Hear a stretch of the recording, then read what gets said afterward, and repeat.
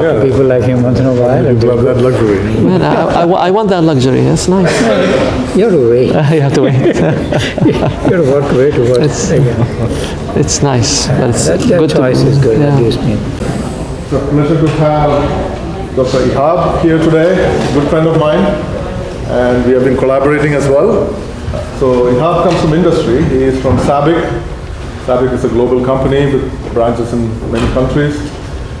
He is actually the group leader of material science and adaptable materials. Yeah. And you'll hear a little bit more about that in today's talk. And again, he works with groups in United States, Saudi Arabia, and China, and India as well. Yeah. So Sabic has many research facilities around the world as well. Did his PhD from Purdue and was at GE for a little while, and then for a long time at Sabic. A pleasure to have you here. Thank you, Professor Ajan. Can you guys hear me okay? Okay, thank you all for coming in this afternoon. My intention is to go through a few slides to explain to you what a material scientist is doing in an industrial setting. Some exciting projects and how are we working with different groups around the globe. You might not see us going too deep in details of the projects for a couple of reasons. One of them is my interest is to give you an overview of what we do in material science, and also we're limited in terms of the information we can share on the specific project. My presentation is going through 3 sections. The first one talks about our company. This is more of to make sure we're all on the same page to understand what Sabic offers, what is our history. And then the second part is really a section that I want to spend a lot of time on it. And it's more about materials and applications that we develop within our company and how you see them in your end-use products on a daily basis. At the end, I'm going to spend only a few minutes about one specific project that I've worked on where you really had to know how to do data processing. You need to understand how to apply a statistical approach to tell you what is an actual result versus what's noise. And this is something in material science we don't really get too much exposure to it. But this particular example, if we did not use the right statistical tools, we would not gotten the right answers to sell a product. I would love to share that with you at the end for maybe a few minutes. So this picture here shows you the industrial region in Saudi Arabia, in Jubail. This is Eastern Province. In 1976, there's a lot of oil. There's a lot of extraction of oil from the ground, and then there's a lot of flaring. Flaring is burning of light hydrocarbons that we're not interested in them for oil purposes. If you go further and look at the Jubail industrial city in the 2012 to 2015, now you have one of the largest industrial petrochemical industries around the globe. A huge transition in those 30 years, 35 years. And what you see in most of the chemical and petrochemical applications around the globe must have initiated, for the most part, from that part of the Saudi Arabia. So Jubail city is a huge chemical and petrochemical complex in the kingdom. So Sabic is part of that history and also trying to form the nice future moving forward.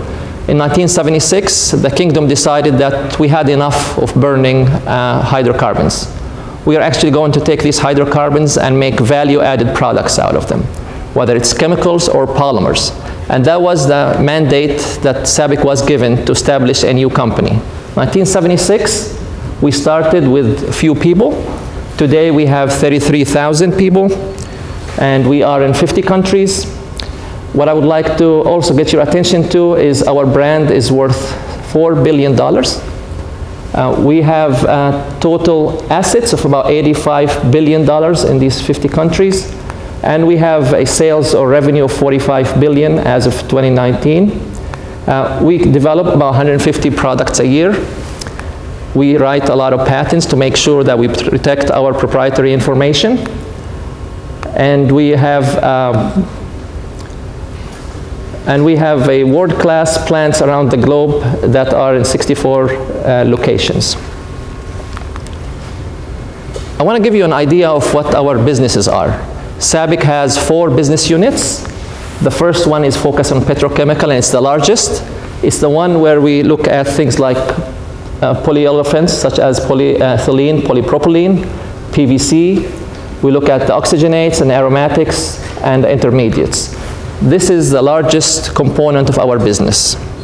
The second one is a specialties business unit, where we do a lot of additives manufacturing. We do a lot of film and sheet, specialty compounding, and I'm going to give you a lot of examples based on what we're doing in this segment in the presentation today. The third group is a smaller one, but it's focused on agriculture, and it's a fertilizers unit focused on nitrogen, phosphates, and specialties such as technical grade urea. This one is related to farming and providing the right chemicals for the farms to get a better yield of crops.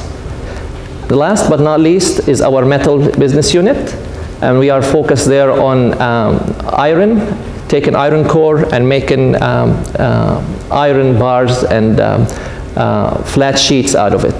So these are the 4 units that yield the revenue and the profit that I showed you in the previous slide. Each one of these things has its own strengths, it has its own offerings, and its own technical expertise. If you want to look at where we are in terms of ranking of chemicals, we are actually the #1 in the glycols. We are #1 in the granular urea in terms of sales, and in polyphenylene oxide and polyether amide, which is the Ultem. We're also a major player in methanol and polycarbonate, as well as in polyethylene and polypropylene, as well as PBT. Our sales continue to grow year over year. And I love this picture because it shows you in 1995, the number of millions of tons of production. It was not even a double digit.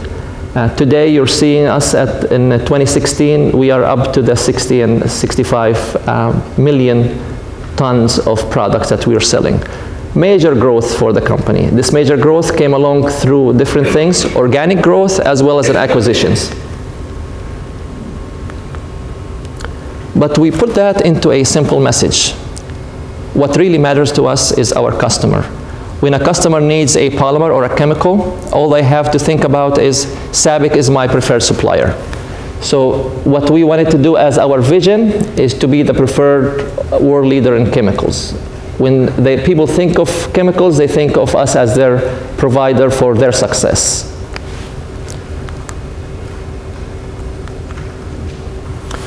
I wanted to ask a few of you here, how many of you know the Kodak and the Xerox and Nokias of today? Where are they?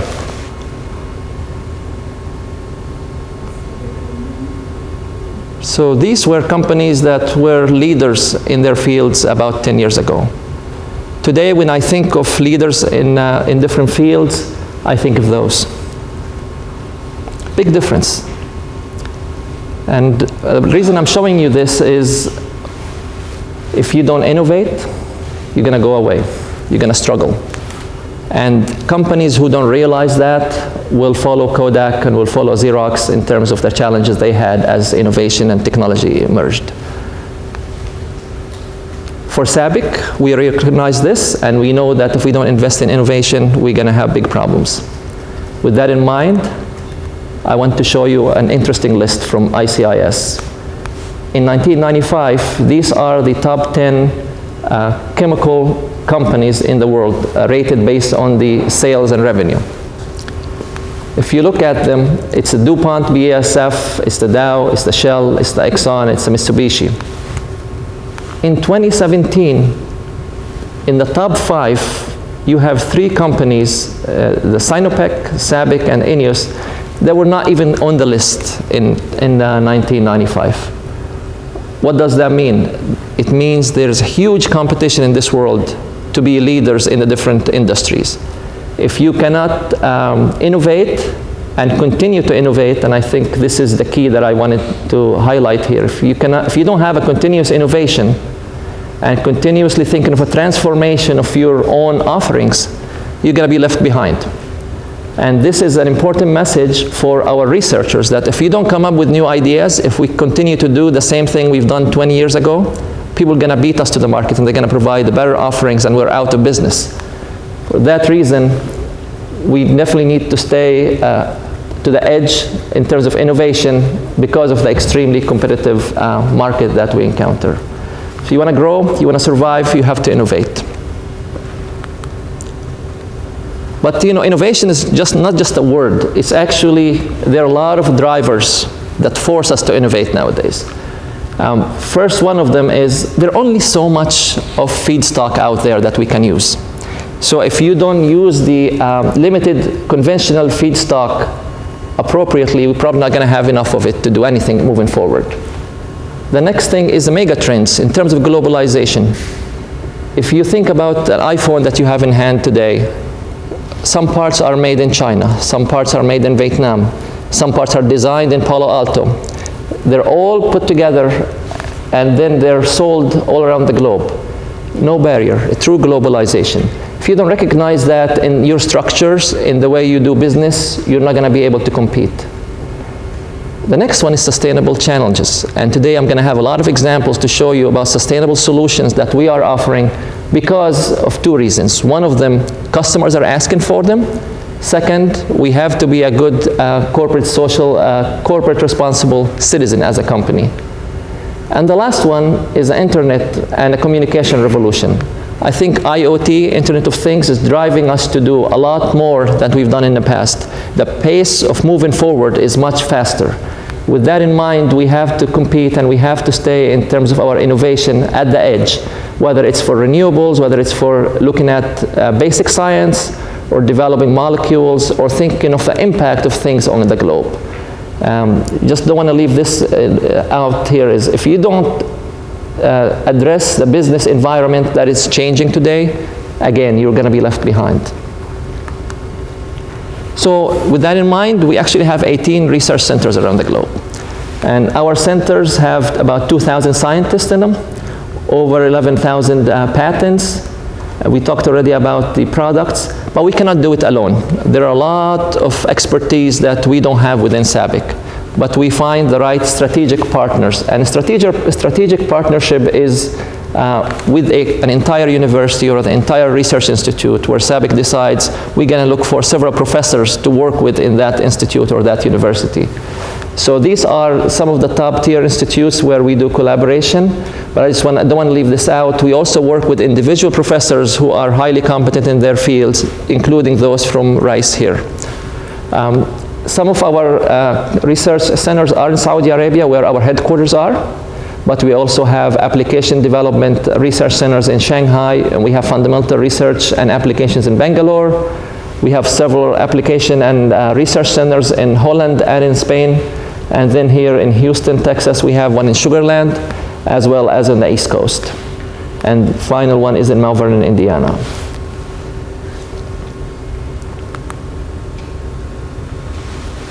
So how do we decide on what to work on? There are plenty of ideas out there, and as scientists, I always want to work on something new and exciting.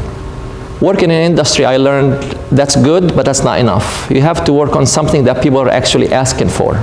So there need to be a demand for what I'm doing. And with that in mind, we look at Sabic interacts with a lot of industry expertise in areas such as automotive, electronics, healthcare, infrastructure, transportation, and new markets. And to create the demand, we look at a lot of analysis and anticipations. We see a lot of market reports that predict things. But it's not just enough to look at a market report and assume this is the guidance for us to develop a product. You get a different perspective from different folks in the value chain, and you hear from customers. You innovate with industry applications and design for your customers. And you do a lot of validation of new materials and technologies. If you do that with the right leaders, you will get your products out to the market first. And there's nothing like getting your product to the market first prior to others. So this is how we look at the demand creation. The segments that we highlight the most, including agri-nutrient, the clean energy, electrical and electronics, we look at the construction, we look at the auto as part of transportation, food packaging and medicine packaging products, and medical devices. In all these things, we actually never make the final product. We provide materials to different industry segments. They take the material and form it to the shape they want for their products. But to do that, we have to talk to them and understand what we actually need to deliver for them to get the application out to the market. With that in mind, I decided to share this slide with you. And this slide talks a little bit about the value chain. So we make resins and compounds. We give them to a molder. The molder shapes them into a form and goes to the original equipment manufacturer, who puts them on a final part to a consumer like yourselves to purchase. So this is how far back we are in the value chain. But if we don't understand what the final customer wants, we're not able to provide the right product to the molder, who's not able to provide this to the OEM, who's not able to get you the final product you want. There has to be a communication and a feedback loop to explain to you what is the customer is asking for and what are the pain points that the molder is encountering while they are making the part for their customer. A lot of these things include understanding process development, color matching. You see some products recently with really exciting colors. You have to understand if it's blue, how deep blue it is. If it's green, how light green it is. We have color experts who actually design these things. Concept design, being able to go and model what the finished good will look like in a finished product. And finally, application testing. We don't do the application testing ourselves, but we work with the partners to see how what we've made is actually meeting their requirements. And if it's not, we need to understand why it's not, and how can we change our material to go back and deliver on what's needed. So this is kind of a value chain we always have in mind as material scientists and chemists when we make our products, whether it's a resin or a compound that we want to give to the folks in the value chain. This is a triangle I wanted to share with you, and I want to spend some time on it. This is a triangle that describes what innovation products can entail in light of amorphous versus crystalline polymers. So Sabic makes both kinds of material. We do make some of the amorphous material. We also make a lot of the crystalline material, and they go to different segments. They go to as simple as styrofoam cups or low-cost chairs, all the way up to electronics and automotive and beyond. And what you will find out is as you go up in this triangle, you actually get better performance in terms of whether it's temperature, whether it's chemical resistance, but you also pay more. So someone who wants material to make a cup has a very different requirement than someone who wants material to make an iPhone. And we have to understand that because it's factored in the cost limits, cost sensitivity that the customer has. And whether we want something that has clarity or it has a chemical resistance. I'm going to show you examples where we actually combined clarity and chemical resistance into a single application. But this triangle, we always come back to it and visit and see where we play and where we wish we would play more. The more you go up in this pyramid, the higher the price of what the customer is willing to pay, but it's also more demanding in terms of development. So if we go to the next triangle, this has to do with materials. When you develop a material, you have to think about three things.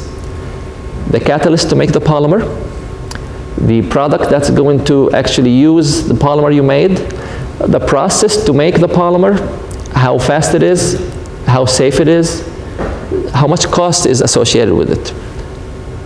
What about how easy it is to operate that process?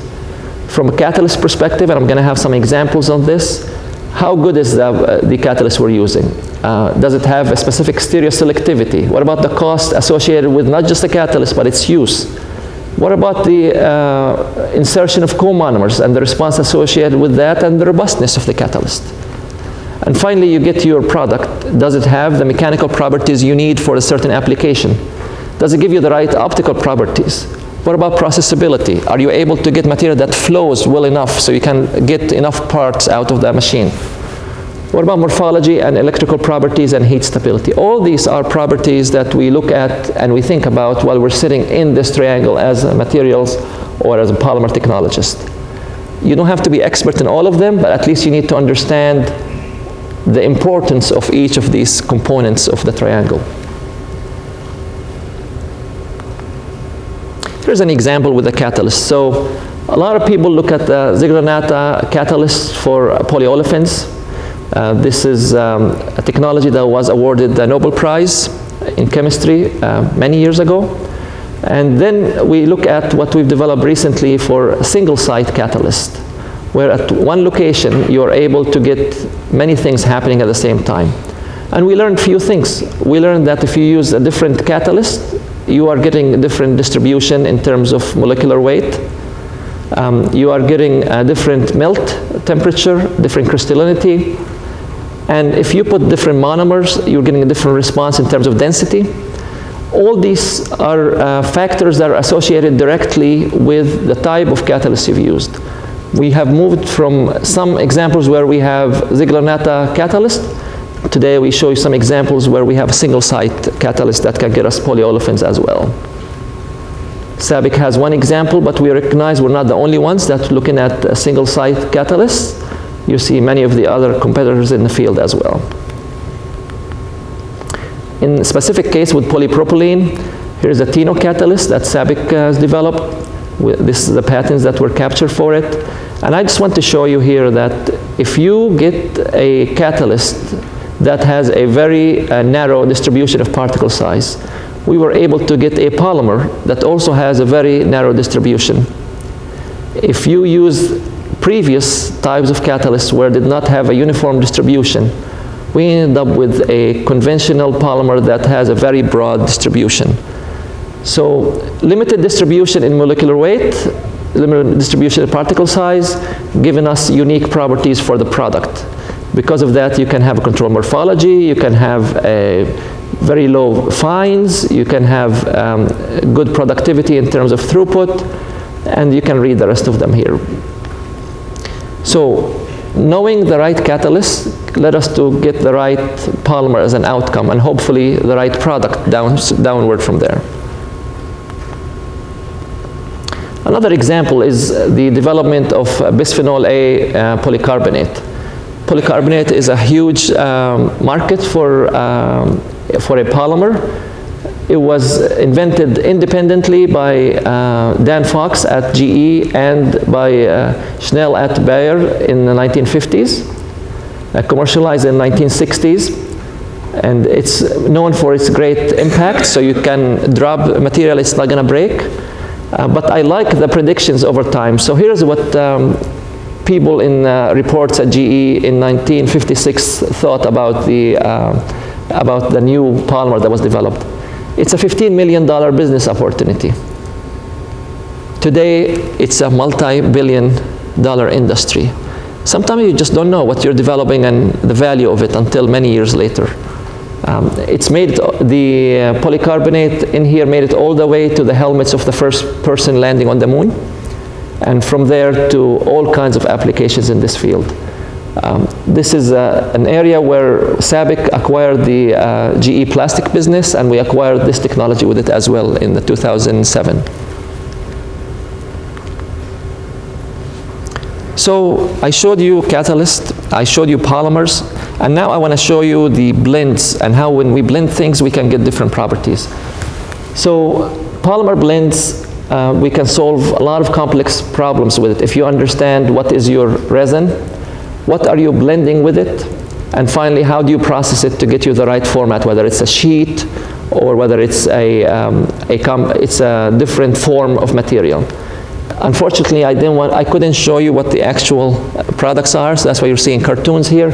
But we definitely have libraries of polymers and additives, and our product developers mix those at the right ratios to come up with unique properties that our customers would like to see in their final integrated product. Let's see some examples of those. So we had customers who wanted something that is excellent on impact, but also has clarity and has good chemical resistance.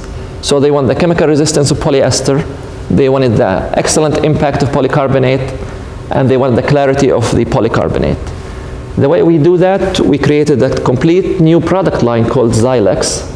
That is a polyester polycarbonate blend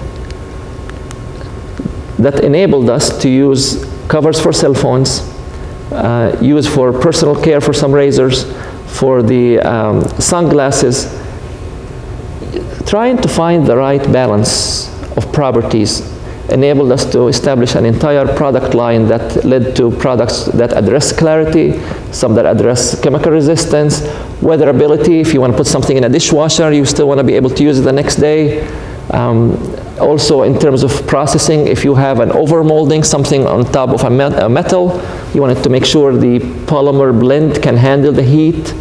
At the end, we end up with a chemical resistance, clarity, and ductility for an impact that is superb to some of its competitors. And that is a product line that used the knowledge that people had in materials for polyesters and polycarbonates. That's only one example. If you look at the different segments, you see that, and I'm going to talk a little bit more in detail about this one, we actually went through with an upcycling of plastics from recycled material. I'm going to explain to you, showing details, what does upcycling mean versus a recycle. We came up with 2 product lines based off that. One of them is a Lilacs, one of them is Xenoi IQ. They are PBT-containing products, polybutylene terephtalates, made from upcycling of the water bottles that you use everywhere. We have end products that are related to whether it's glazing to reduce the amount of heat that comes in with the sunlight, or for the IR reflectance in sheets, or in constant clear films where you don't have to keep opening the refrigerator doors in grocery stores to see if the product you wanted is in there or not. Every time someone opens the door, it fogs from the inside, and the next person has to open the door again to see what's in it. With this technology, we guarantee that you don't have to worry about that. Moving away from the PVC polymers for coating of wires because of the chlorinated and halogenated issues they have, come up with a better offering. We'll talk more about it. Also, some of the components of electrical and electronics, such as in the cameras. All these things require people who know polymers, people who know about material processing, people who know about additives, and how all that mixed together. And if we don't hear the right pinch point from the customers, we're not able to develop the right things for them. So I mentioned I'm going to talk in details about this PET renewables technology that we're developing. So circular economy is a topic where a lot of customers are asking about nowadays. They don't want a polymer that just ends in fields or in the water surfaces. They wanted a material that can be used for a long time. So typical process, you take the finite material. I showed you the feedstock that we harvest from the light hydrocarbons in the oil wells. Typically, we take that, we make material, customer uses it, then you throw it away, it goes to a landfill. Customers don't want that anymore. What do they want? They want to take this material after collection and use it again for something else. There are probably more than 3, but here are 3 ways you can do that. The first one is you can do mechanical recycle. I think this is a concept everyone probably knows about. You take a plastic and you chop it into small pieces, and then you use that for a new application. You just melt it. That's a mechanical recycling. Second is a chemical upcycling. In this case, and we have another slide in details on this, you take a polymeric material and you break it down to its monomers, the components that made the polymer to begin with. And then you take those components and you make something brand new out of them, totally different polymer. The third one is pyrolysis. You actually take mixed waste and you run it through unique pressure and temperature profiles, and you come up with a brand new feedstock that you can use to make totally different things. It could be at the chemical level. It doesn't have to be at the polymer level. So 3 different ways to take advantage of the collected material rather than just having it end up in a landfill. We are proud to be working with partners in many of these areas.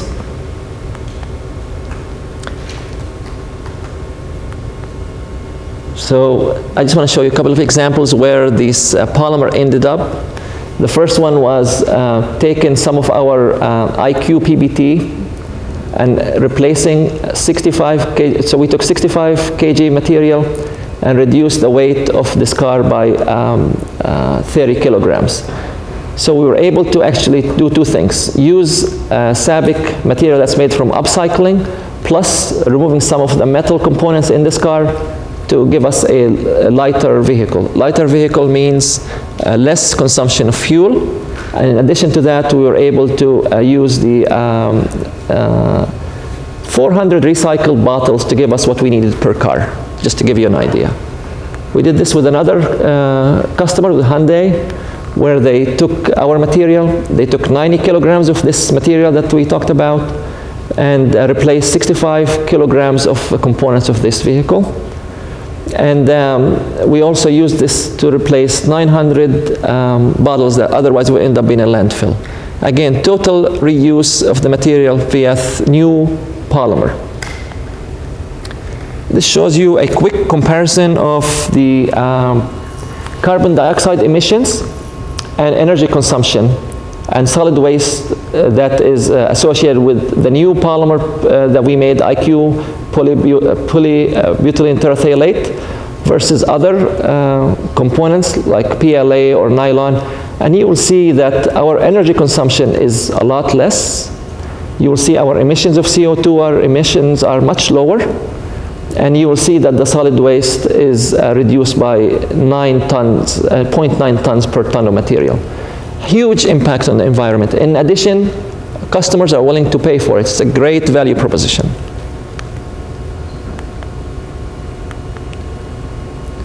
So for 1 kilogram of the resin is giving us about 67 bottles of water, you can get 1 kilogram of new material.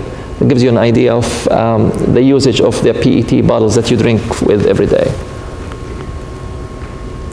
So we expanded beyond what I just showed you, and we said, can we take this IQ PBT and blend it with the right additives to give us a new unique features? And we came up with a new product line called Elkren. And in Elkren products, I'm going to show you in the next slide, up to May in 2019, we have actually taken 8 million PET water bottles and recycled them into this process. This is just to give you an idea. This is a very recent product, and I'm glad to share that with you. So this is the process we're taking. We take the PET bottles after collection in the right depolymerization process. We make a new polymer out of them. We have a technology that is patented for Sabic in this area. And then, once we finish this process of making the PBT resin, we actually blend it with different additives to give us unique features. And that's called compounding. It's a compounding operation. And we do this local at each geography rather than do it all at one manufacturing facility. Once you have that in place, it can go to different customers, whether it's for laptops or other components. So this is the most recent product line that we have within the company that I wanted to share with you. And we're excited about it because it can go to many things. It can go to consumer electronics, it can go to healthcare and automotive, and turning single-use PET bottles into a real applications, I think is a great value proposition. We don't want to be known for this landfill stuff. We want to be known to be the ones who take this and make a true value-added material out of it. It's a big story in issues, in cases where you have limited land space. Countries like Japan, where you have very limited land, this is a big deal because you can only have so much landfills. Beyond that, I mentioned to you that we've taken cables and we replaced polyvinyl chloride with our PPO, polyphenylene oxide. And there we've had great success. We really wanted to move away from chlorinated and halogenated polymers. With that, we moved to a polymer that gave us a thinner coating for wiring that gave us still the same performance, but it was 15% less in weight, thinner in diameter, and smaller in area usage. I was impressed to see that each car has about 1 mile of coated wires. And we're able to replace those with the PVC, replacing the PVC with a PPO solution that is more environmentally friendly and helps the customers what they need. So this was a major success for us. In terms of glazing, I think we talked about this a little bit. One of our customers had wanted to see how they can make this part of the vehicle that is difficult to do with glass because it's curved. And our application developers had excellent expertise in working side by side with these automotive designers to come up with the right solution that end up in this futuristic design of a vehicle. And we're very proud to see this working really well for them. In the past, people used to use metal as a bumper for a car to absorb the impact. People moved forward and started looking at things such as polypropylene and ABS containing compounds that could have energy absorbers themselves at the molecular level. Instead of having the whole device absorb the energy of an impact, it's the actual resin itself that absorbs the impact. With that in mind, we were able to replace metal bumpers by those made by Sabic plastics. And this is also going for the interior of the vehicle. We managed to get components that can replace some of those that were metal in the past. With that, we reduce the weight that is needed per vehicle. How many, can I see a show of hands, how many people remember cell phones that had little antennas on them? Yeah, not too many, but at least some. Well, I hated that phone because you cannot put it in your pocket, and it's always has this protrusion that is really annoying. We worked with our customers to find the right technology to have an antenna that is actually within the design of the phone using Sabic materials. Today you get your phone and the Sabic little material that sits there as a built-in antenna gets you the same signal that you were getting using this old design. But you will be surprised. It took 7 years of very close collaboration with our partners to come up with a solution that has this kind of antennas. It required open collaboration, required customers and us showing open books about material design and about application design to be able to come up with this application. In the aerospace industry, we developed new polymers, and these polymers had very low flame, smoke, and toxicity. So new regulations came to market and required the aerospace industry to focus on reducing the emissions. We worked with our customers to come up with these polymers that today are embedded in most of the aircrafts that you see. Not only that, we work with our customers to reduce the weight of the airplanes. And I was amazed by this. If you reduce the aircraft weight by 1%, you reduce the fuel consumption by almost 0.75%, and you reduce the emission of CO2. Every 1 kg of reduced weight per flight reduces the carrying of 1,700 tons of fuel, equivalent to 5,400 tons of CO2. Think about that when you fly the next time. But how did we do it? We worked on things such as the windows of the airplane, the devices that carry the lunches and the drinks, the overhead compartments made with much lighter components, and for the seats themselves. Working on each of these small components with our partners, we were able to lead to huge reduction in the weight of the aircraft. Recently, we realized that nitrates, so I mentioned to you earlier that agri-nutrients is one of our businesses, which is about fertilizers. But when you put fertilizer in the ground, the water washes it away. It washes away on average about 23% of the fertilizer that you put in. Well, we managed to come up with a technology. Once we understood how that works, we came up with a technology that can actually encapsulate, using polymeric material, encapsulate the fertilizer and have the fertilizer come out much slower than it would if it was standalone.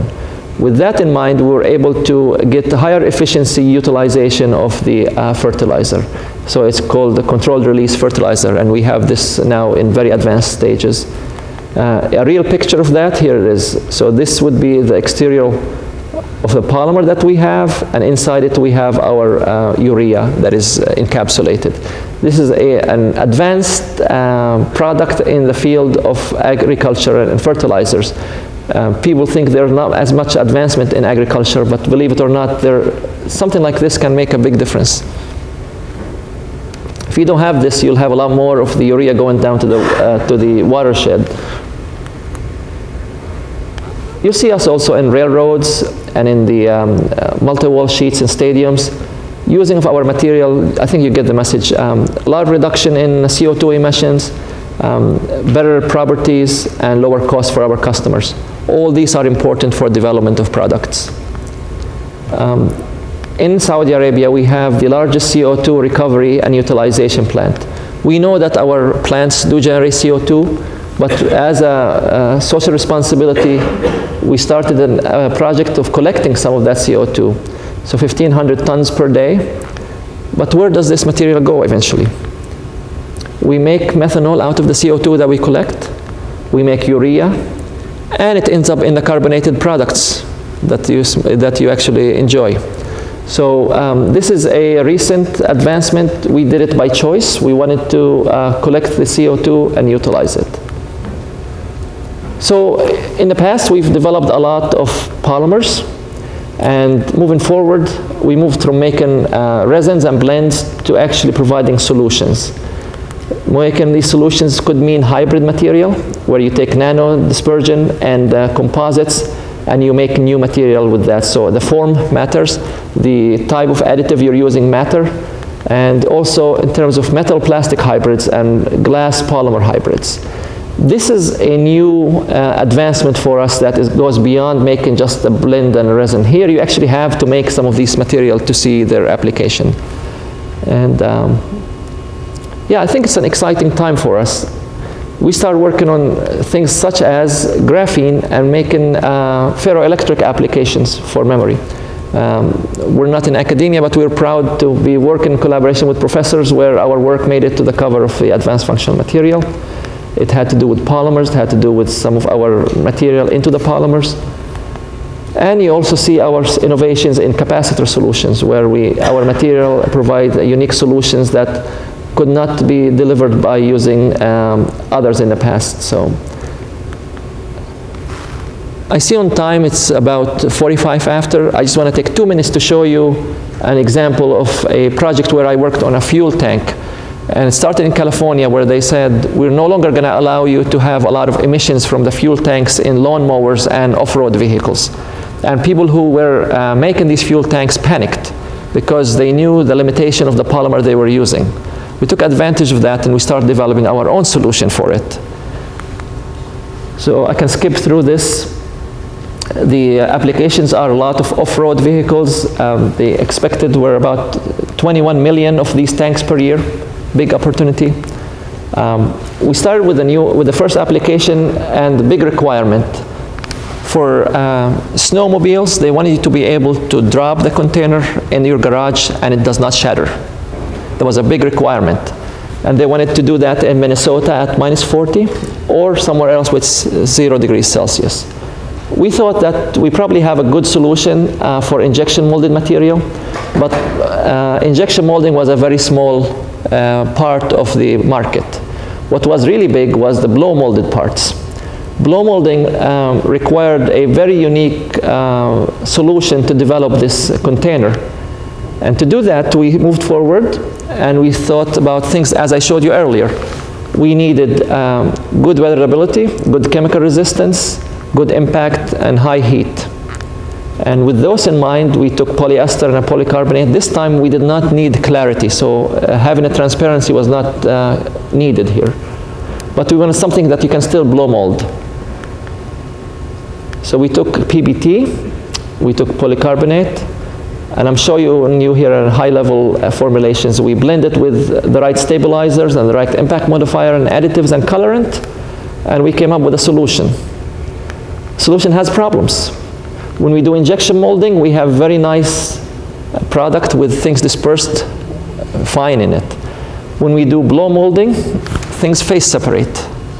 When things phase separate, you start having areas of stress where you can actually lose the properties we're looking for, which is good impact. So this was a problem, technical problem we had to work on. How can you do a blow molding and still get the performance you've seen in injection molded part? Morphology analysis was key for us in this. So I will show you some of the images we have. So good dispersion would look like this. When you hit it the impact, you get a clear-cut break. However, if you have poor dispersion, when you hit the container, you end up with fractures. This is what you don't want in a fuel tank because you will have a big mess or leak of the fuel from it. So we knew that this is a problem that we have to work on. We came up with a different number of experiments designed for this. And here, I'll get you quickly to the results. This table here reports the summary of impact results. Ratio of ductile fraction of the total fuel tank. So we had 6 out of 10 that passed. We have 7 out of 10 that passed in this first formulation. Second formulation, they all passed at the minus 20 degrees. When we moved to the minus 40, we were all over the place. We had some formulations that had same formulation, but some tests that had 9 passing, some that had 7 passing. So we didn't know what is the problem. There's a lot of variability. Is the problem in the material, or is it in the measurement system, or in the processing? We converted the data to a continuous data set using total energy. And we found out that at the 38 point here, anything below this one were brittle. Anything above was a ductile impact. So we knew that there is something about the material that we can actually explore further. We mapped the material, and we found out that the error was 70% of the design, which means no matter what you do for your formula, for your molding, or for testing, there is a huge error. I wanted to decouple this error to understand which one contributing the most to it. And we did this with the analysis of a two sample t-test. And we broke down the material to brittle and ductile, formulation 1 and formulation 2. We did the analysis at each one by itself. And here's what we found. The formula actually can differentiate the best, which is what you want. It means that we are able to tell if Formula 2 is better than a Formula 1. And this is a good indication for us to move forward with the second formula to make products for our customer. That was very quick, but my intention was to show you how sometimes you have to actually go deep into data. It's not just attribute, fail, or pass. It's more of a continuous analysis. I hope today I was able to give you an idea about what Sabic does, how we contribute to the field of material science, how the customers are demanding sustainable material solutions. It's not just a word that people are throwing around, it's actually a must-have. A lot of great opportunities for material development in the emerging and new markets. And when design is complicated, statistical tools are very critical for us. That's all I have. Thank you so much for your attention. Thank you. We can have some questions for...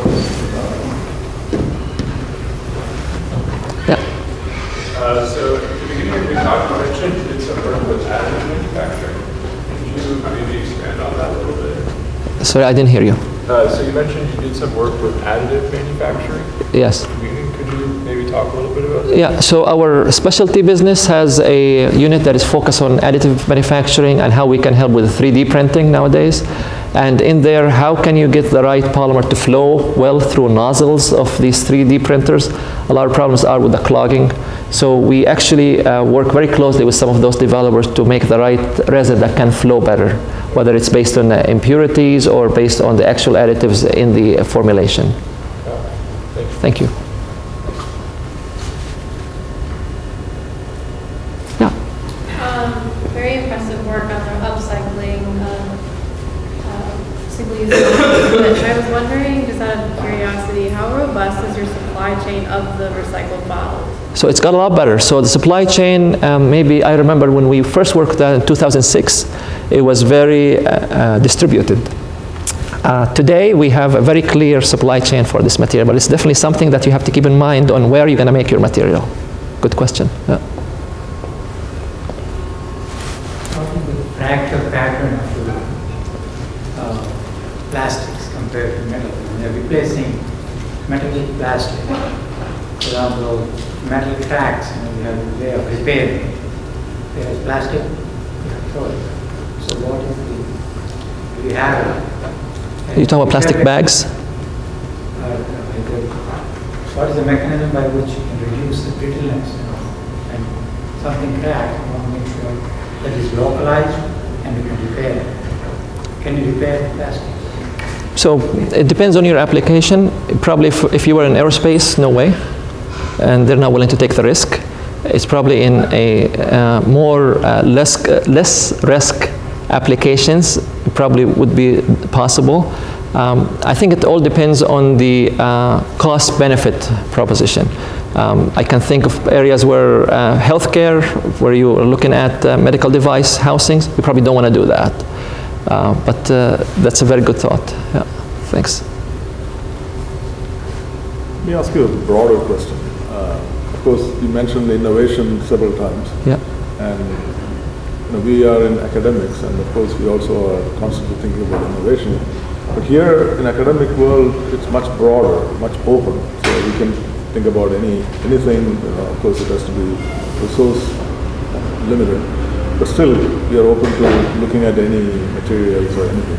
But in your case, you are kind of driven by your business needs and things like that. So how do you come up with something very orthogonal? So a great question, and let me take maybe a minute and talk a little bit more about this. So in the way we're structured in our research, there is an application developer. These are the people that work day in, day out with customers, trying to understand their problems and work with them on today's problem. Those work on applications that are 1 month to 12 months. Then we have product developers. Product developers work on things that are probably up to 3 years. Then we have corporate research. Corporate research is where I work, where we look beyond the 3 years. What can be a new offering that we can provide that can compete moving forward versus our competitors in the field? For that one, we cannot do this alone. And with that in mind, we work with the ecosystem. So we try to see who are the experts in these areas, and we work with them on these applications. But I think the important thing is, what should you work on is a big question, and it's one that we struggle with every day. We look at megatrends, we look at voice of customer, we look at what our competitors are doing, and we try to define our own, what we call roadmap or multi-generation product planning to get us there. But this is a very good question now. Yeah, Shiva, please. Where exactly are you using these nanomaterials in your process? So nanomaterials is a recent addition to what we do, and we started the group for that here in Sugarland in 2014. As of today, none of that is in finished products yet. So I'm hoping that in the next couple of years we'll be able to talk more about how the nanomaterial can play a role in what we have in here. But I'm very optimistic. I think we have few things that are on their way there. Yeah. The question is more practical. I mean, of course there are students here and they are obviously interested in working for companies. But what kind of programs do you have for internships and things like that? Maybe, So yeah, we definitely have a summer internship program, and in this program you can spend between 10 and 14 weeks, I believe 8 and 12 weeks, working with folks in our research laboratories. Actually, one of Professor Ajian's students had a chance to do that a few years ago in my team, where you actually work on a specific project with a couple of industrial scientists, and you get exposure to what we do, and you get to solve a real problem. this is something that we are always looking forward to, trying to find a real people interest. So someone who has interest to make a difference in a particular area and comes with a lot of good recommendations from their advisors. So I recommend that if you have any interest in the internship programs that we have in the springtime, to send a note through Ajian, and we'll go from there. Good talk, and thank you very much. Sure, thank you very much.